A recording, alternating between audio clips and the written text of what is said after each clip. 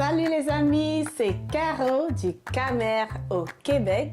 Coucou les Camères, coucou les Québécois, coucou à toute la francophonie. Je vais prendre une petite tasse d'eau 4K. Caro du Camère au Québec, Canada. Alors, on va recommencer à faire le tour dans le voyage dialectique du français, des expressions françaises et les expressions québécoises qu'on aime. On va découvrir d'autres mots encore aujourd'hui. Et là, on s'en va dans la cuisine. Yeah! C'est toujours bien d'aller dans la cuisine. Et là, c'est une amie qui me raconte l'histoire. Une amie, une sœur à moi, elle s'appelle Jeanne. Elle me dit, elle était à l'école avec sa camarade de classe ici au Québec. C'est une caméra en passant. Subitement, ils ont fini de faire leurs études, toutes les deux. Elles étaient en train de travailler sur leurs devoirs. Et la Québécoise qui dit à la caméra... Faudrait partir bientôt parce que je vais en faire de la popote. C'est quoi? C'est quel mets? C'est quel ingrédient qu'on met dedans? Ah, c'est de la bouffe. Ah, OK! La popote, c'est la bouffe. Ouais. Ouais, il faut le savoir.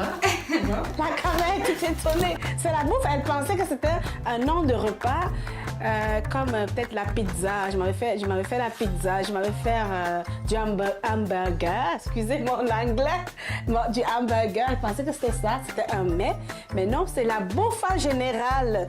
C'est la nourriture. Et faire la popote, c'est préparer des plats, c'est faire de la cuisine. Donc, la jeune fille, son amie, elle allait chez elle faire de la cuisine. Moi, la caméra que je suis aussi, popote, j'allais réfléchir, c'est quoi la popote? Puis quand elle me l'a dit, j'ai trouvé ça très drôle. Et on reste dans la cuisine cette fois-ci. On va atterrir dans les pâtes. Puis ça, c'est quoi les pâtes? On connaît les spaghettis, les nouilles. Au Québec, il y a plusieurs sortes de spaghettis, de pâtes. Ils vont parler de fettuccine, de linguine. Oh, j'en apprends tellement de mots.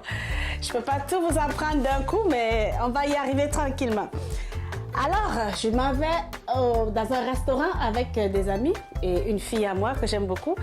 Et on est en train de manger. Et là... Elle avait commandé autre chose que moi, donc moi j'ai commandé les pâtes, puis elle mangeait dans mes pâtes, dans mon assiette. Et là, je lui ai dit, il ne faut pas finir mes pâtes. Elle dit, mais non, ce sont des pâtes. Excusez-moi, mes amis québécois. Elle dit des pâtes. Je dis, quoi, mais c'est quoi? Elle dit des pâtes. Mais elle riait de moi qu'on ne dit pas pâtes, puis moi j'étais étonnée qu'elle dise pâtes. Et donc finalement, je lui demande, mais pourquoi tu dis ça? Elle dit, mais oui, nous on dit les pâtes. Je ne suis pas capable de le dire, mais on a l'impression que c'est un A accent circonflexe. On écrit un A accent circonflexe, peut-être 3 ou 4, entre P et T, E, S. Ça fait pâtes.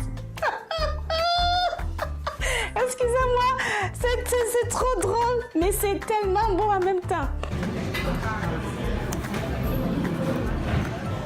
Ah, tu aimais tes pâtes? Les pâtes? Des pâtes? Ça? Oui, les spaghettis, les pâtes. On appelle ça des pâtes. Quoi? C'est quoi des pâtes? Des pâtes. Pas des pâtes? Ah, ben on dit des pâtes. On dit des pâtes. Et puis tu dis quoi? As-tu aimé tes pâtes? Comment tu dis ça? T'as-tu aimé tes pâtes? As-tu reprendre, s'il te plaît? T'as-tu aimé tes pâtes? Hé, t'as-tu aimé tes pâtes? Est-ce que j'ai bien dit? Oui. Oh, c'est cool. Je m'en viens. Ah non. Je vais devenir une bonne Québécoise. Et là, je lui demande, mais comment vous dites pâte? Elle me dit, oui, on dit ça de même. Et là, un autre mot de même. On dit ça de même. On constate que le même, c'est encore M, avec un E, avec peut-être 3 E, accent circonflexe, avant le M-E à la fin. De même. Pourtant, nous, on dit de même. Simplement, qui veut dire ainsi, comme ça. Mais au Québec, la majorité disent c'est de même. Un jour, je vais prononcer ça comme il faut. Mais je pense que je fais des efforts. Puis il y a 4 ans, je ne disais pas comme ça. Mais là, je fais des efforts de même. Mon mari va me corriger après. Il va me corriger. Au Cameroun, on dit les pâtes, mais au Québec, on dit des pâtes. Ça allait que j'ai réussi. Mon mari me fait des gros signes en arrière de la caméra. Youpi! Et de même, est-ce que j'ai réussi aussi? Ah, c'est pas bien. Il dit que c'est pas mieux, que c'est pas pire. Voilà. C'est pas pire comme pour dire que c'est pas mauvais, mais c'est pas encore exactement ça. C'est bon? Ah, youpi! Ah bon. Ok, merci. C'est bon, je suis contente, je suis fière de moi. On reste dans la cuisine. Et là, vous allez, je suis sûre, je vois déjà les yeux qui sortent des orbites, puis qui sont écarquillés, qui comprennent rien. Mais écoutez-moi tranquillement, si vous m'écoutez attentivement, vous allez comprendre où je viens. Alors, la jeune fille, elle mange des pâtes, et subitement, elle me regarde, elle dit... C'est écœurant! C'est quoi ça? Ben, c'est vraiment bon. Ah! Tu veux dire que c'est bon? Mais pourquoi c'est écœurant? Ouais, on dit ça de même. Ok, d'accord. Je suis au Québec, ça a l'air. Ça veut dire que c'est délicieux, c'est très bon. Oui, au Québec, quand c'est écœurant, c'est délicieux, c'est très bon, c'est extrêmement bon. C'est le superlatif du bon. C'est ça. Et que, non, mais la différence va se faire dans la prononciation et dans l'accent. L'intonation, voilà.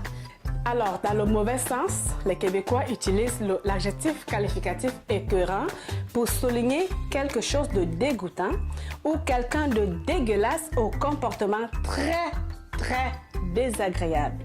On voit que là, c'est le vrai sens du mot écœurant. Donc, si un Québécois te dit que tu es écœurant,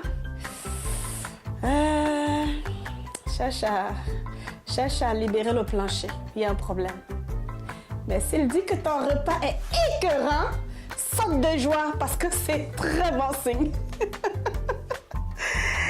Et aussi, si vous entendez un Québécois qui dit « ça m'écoeure ben raide », oh wow, ça m'écoeure. Non seulement ça m'écoeure, mais c'est ben raide. Ben raide. Ça veut dire que c'est... faut faire de l'air. Faut faire de l'air. C'est pas juste dégoûtant, c'est pourri. C'est pourri. Il n'y a rien à faire avec ça. Faut juste jeter dans la poubelle. C'est ça qui est écœurant ben raide. Et oui, on peut dire, on fait une écœurantite aiguë, une écœurantite. Une écœurantite. Écœurant devient un nom, apparemment. Un nom. Et non seulement c'est une écœurantite, mais c'est aigu. Ça veut dire que c'est vraiment dégoûtant. Ben raide. Ça veut dire que c'est dégoûtant, ben raide. Donc c'est dégoûtant de chez dégoûtant. Les Camerounais comprennent ce que ça veut dire, dégoûtant de chez dégoûtant. Ça veut dire qu'il n'y a pas un autre niveau supérieur que ça. C'est ce que ça veut dire, dégoûtant, écœurantite aiguë. Donc c'est ça les amis. Et aujourd'hui, on va voir le dernier mot qui est dropper. Et on sait qu'en anglais, to drop signifie échapper, littéralement. Échapper, déposer. Et donc là, je suis avec ma fille, ma petite fille québécoise que j'aime beaucoup, Jasmine. OK. OK, on y va. On s'en va faire les courses. OK, là, je sais qu'est-ce qu'on va faire. Vous allez, dans le fond, vous allez me dropper au Dollarama, puis après ça, vous allez aller au Walmart, vous allez venir m'en chercher. Dropper? Ben, me laisser là-bas. Ah! On va te déposer au Dollarama. Mais oui! Aïe, aïe, dropper. OK. En français aussi, on utilise beaucoup de termes anglais. Donc, mais là, ça me fait du bien de découvrir qu'au Québec, ils se sont appropriés aussi des termes propres à eux, en anglais, qu'ils ont québécisés, et que c'est beau à voir, c'est beau à entendre. Et plus je nage dans cet univers québécois, plus je deviens une bonne Québécoise d'année en année. Et un jour, je vous ferai Carole du Cameroun au Québec, les 4 cas en français typiquement québécois. J'en suis convaincue que je ferai du 4K version québéco-camerounais au lieu de camerouno-québécois. Alors, je suis contente d'avoir été avec vous cette fois encore et ça m'a fait plaisir de vous partager les différences dans les expressions québécoises et camerounaises. On se voit très prochainement dans une autre capsule de 4K. À très bientôt. Vous pouvez y croire.